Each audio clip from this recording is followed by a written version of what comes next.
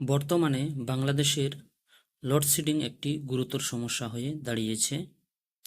বিদ্যুতের চাহিদা বেড়ে যাওয়ায় এবং সেই চাহিদা অনুযায়ী বিদ্যুৎ উৎপাদন না হওয়ায় লোডশেডিং ভয়াবহ আকার ধারণ করেছে। তাহলে আমরা এখানে লোডশেডিংয়ের কিছু কারণ আমরা জানব। বারবার লোডশেডিং হওয়ার কারণগুলো আমরা ধাপে ধাপে জেনে নেওয়ার চেষ্টা করব। 1 নম্বর কারণ হচ্ছে বিদ্যুৎ উৎপাদনে জ্বালানির ঘাটতি। গ্যাস, ডিজেল, কয়লা পর্যাপ্ত পরিমাণে না থাকায় অনেক বিদ্যুৎ উৎপাদন কেন্দ্র কম উৎপাদন বা বন্ধ অবস্থায় আছে। এতে করে সঠিক পরিমাণে বিদ্যুৎ উৎপাদনে ব্যাহত হচ্ছে। 2 নম্বর হচ্ছে চাহিদা ও যোগানের অসামঞ্জস্য। দেশের অর্থনৈতিক ও জনসংখ্যা বৃদ্ধির কারণে বিদ্যুৎ চাহিদা বেড়েছে, কিন্তু বিদ্যুৎ উৎপাদন বাড়েনি। 3 নম্বর কারণ হচ্ছে অব্যবস্থাপনা ও দুর্নীতি। বিদ্যুৎ বিতরণ ব্যবস্থায় দুর্বলতা ও পরিচালনাগত সমস্যাও লোডশেডিংয়ের একটি অন্যতম কারণ। 4 নম্বর হচ্ছে জ্বালানির আন্তর্জাতিক বাজারে দাম বৃদ্ধি।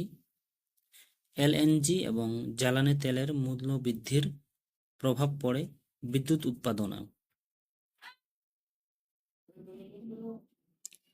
5 নম্বর কারণ হচ্ছে বৈদ্যুতিক অবকাঠামোর দুর্বলতা। পুরনো transformer line, substation control system ঠিকমতো কাজ না করলে লোডশেডিং হয়। 6 নম্বর কারণ হচ্ছে গ্রিডের ভারসাম্য হারানো। অতিরিক্ত লোড পড়লে জাতীয় গ্রিড ভারসাম্য রাখতে ব্যর্থ হয়। তখন সিস্টেম স্বয়ংক্রিয়ভাবে কিছু এলাকায় বিদ্যুৎ সরবরাহ বন্ধ করে দেয়। 7 নম্বর কারণ হচ্ছে কারিগরি ত্রুটি বা মেরামত কাজ। যে কোনো মেরামত বা রক্ষণাবেক্ষণ কাজের সময় সাময়িক লোডশেডিং দেওয়া হয়।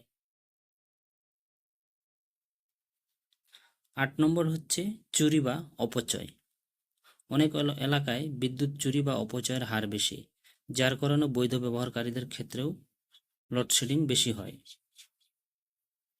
পরিকল্পনার অভাব, সময় মতো রক্ষণাবেক্ষণ না করা, নীতি নির্ধারণে দুর্বলতা, সময় মতো সঠিক পদক্ষেপ না নেওয়া, এগুলো হচ্ছে লোডশেডিংয়ের অন্যতম কারণ।